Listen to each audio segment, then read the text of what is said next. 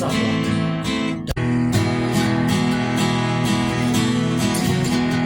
rock ကိုနိုင်သွားပြီဆို2 bar pattern လေးတွေပါတယ်မိုက်လာမယ် twisting တွေကောင်းလာမယ်เนาะ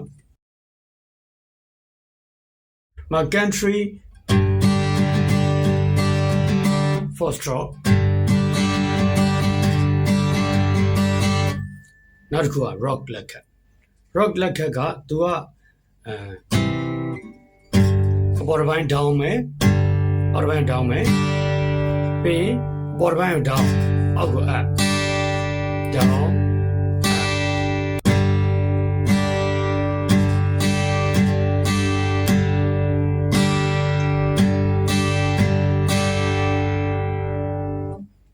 ဘေးထိုင်လေးကြည့်အောင်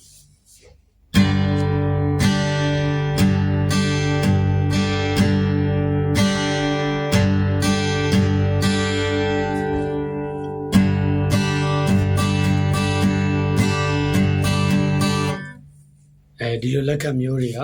အငဲသချင်းတို့နောနော်သချင်းတို့မှာပါတယ်နမူနာပြောရင်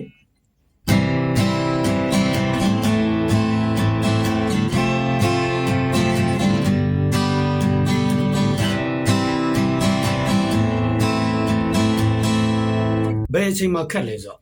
ကော့တီပြောင်းလို့ရှိရင်သူကလွတ်သွားတတ်တယ် down down down up down up ဘာကနေပြောင်းရမယ့်နေရာမှာဗျမ်းဆိုလွတ်သွားတတ်တယ်အဲ့လိုလွတ်သွားတတ်တယ်တတိထားကျွန်တော်အင်တာနက်မှာဆိုလို့ရှိရင်အဲ့မျိုးခဏကြုံရလို့ down down down up down up down နည်းနည်းလေးကဆောက်သွား down down down up down up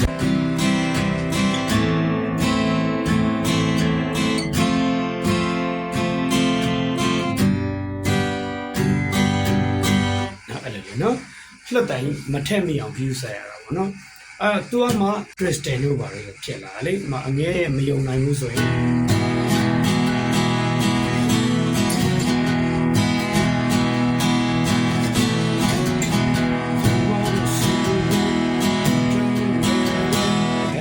crystal လေးတွေနော်တိုင်းထက်လုံးမှာပါမယ်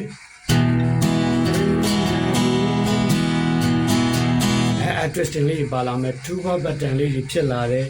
အဲ့ဒီ rock လက်ခတ်ကနေအခြေခံတာမကြိုက်ဘူးဆိုပြီးတော့ဒါယူပြစ်ထားလို့မရဘူးအတန်ကျန်းတယ်ဆိုပြီးတော့လေဒါ rock လက်ခတ်ပေါ့အဲ့တော့ rock ကိုနိုင်သွားပြီဆို2 bar button လေးတွေပါတယ်မိုက်လာမယ် twisting တွေကောင်းလာမယ်เนาะ